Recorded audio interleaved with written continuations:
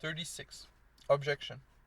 Or might there be a counter-argument to the thesis that psychological observation is one of life's best stimulants, remedies, and palliatives?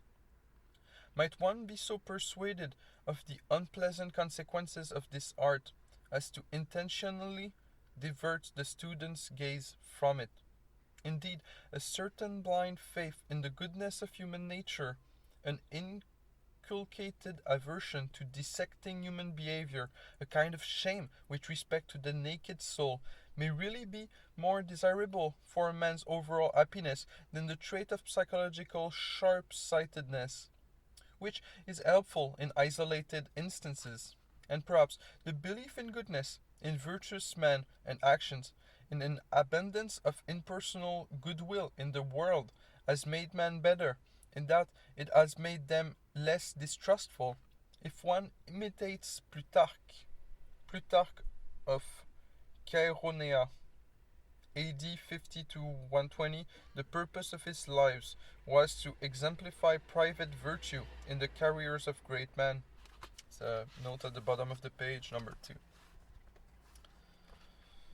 If one imitates Plutarch's heroes with enthusiasm and feels an aversion towards tracing skeptically the motives for their actions, then the welfare of human society has benefited, even if the truth of human society has not. Psychological error and dullness in this area generally help humanity forward, but knowledge of the truth might gain more from the stimulating power of an hypothesis like the one La Rochefoucauld places at the beginning of the first edition of his Sentences et Maximes Morales. Ce que le monde nomme vertu n'est d'ordinaire qu'un fantôme formé par nos passions, à qui on donne un nom honnête pour faire impunément ce qu'on veut. So, note at the bottom of the page 3.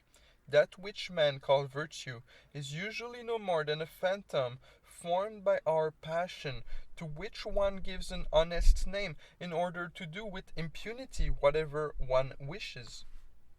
La Rochefoucauld and those other French masters of soul-searching, whose company a German, the author of psychological observations, had recently joined. Notes 4. The German referred to is Paul Rée, 1845 to 1901, whose psychological observations appeared in 1875. See introductions. Are like accurately aimed arrows which hit the mark again and again, the black mark of man's nature. Their skill inspires amazement, but the spectator who is guided not by the scientific spirit, but by the humane spirit, will eventually curse an art which seems to implant in the souls of men a predilection for belittling and doubt.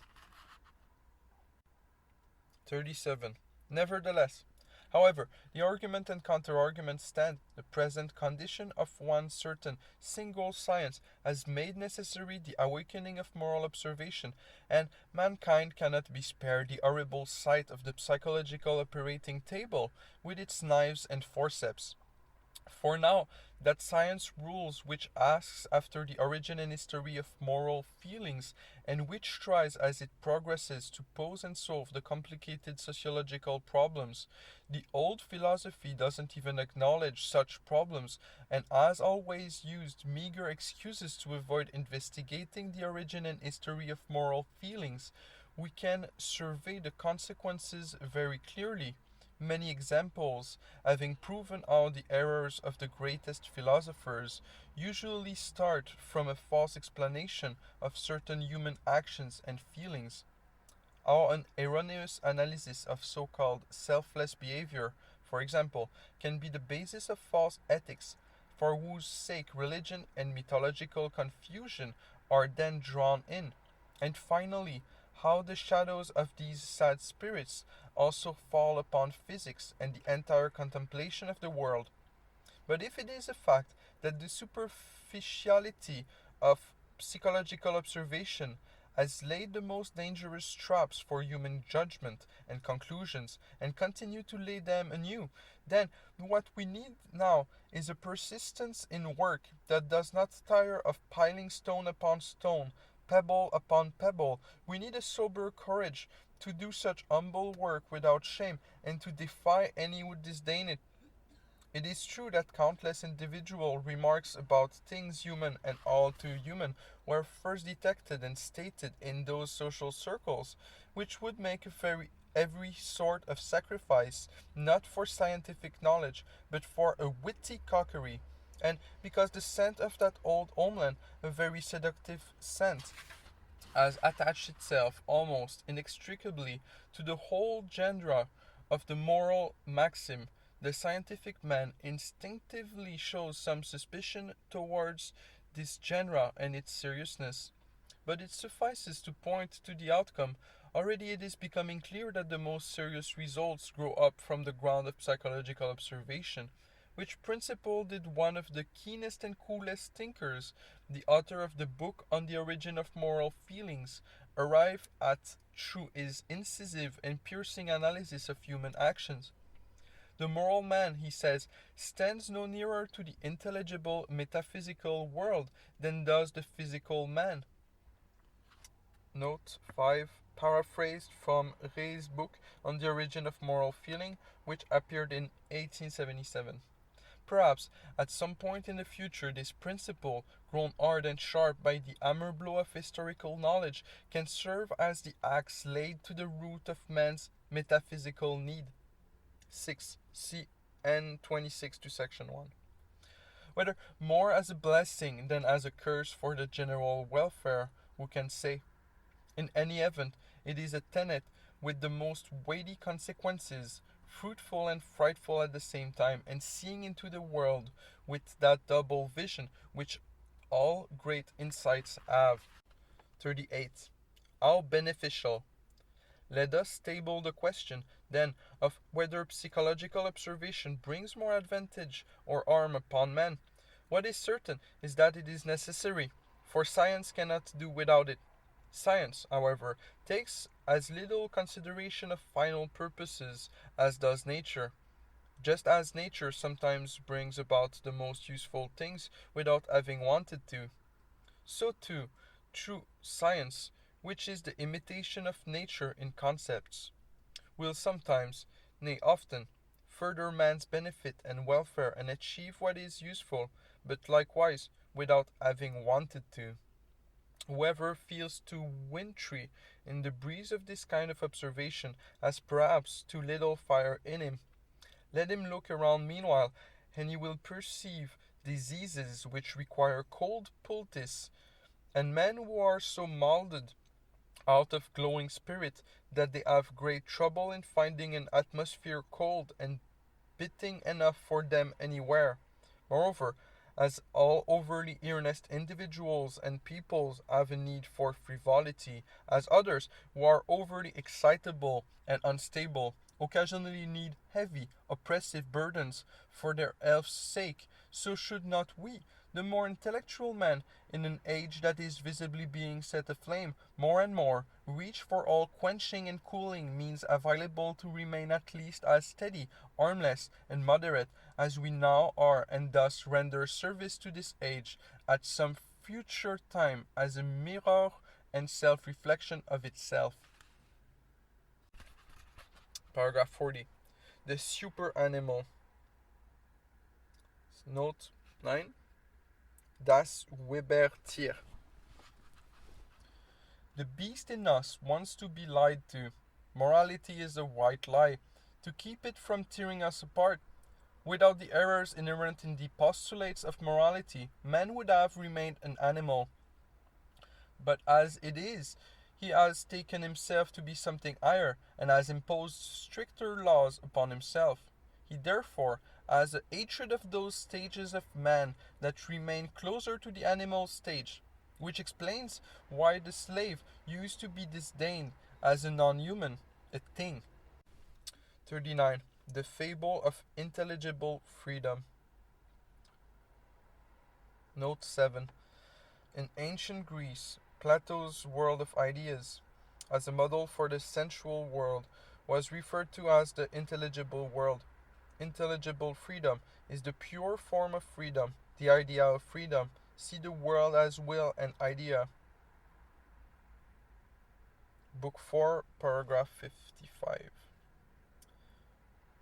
The history of those feelings by virtue of which we consider a person responsible, the so-called moral feelings, is divided into the following main phases. At first, we call particular acts good or evil without any consideration of their motives, but simply on the basis of their beneficial or harmful consequences.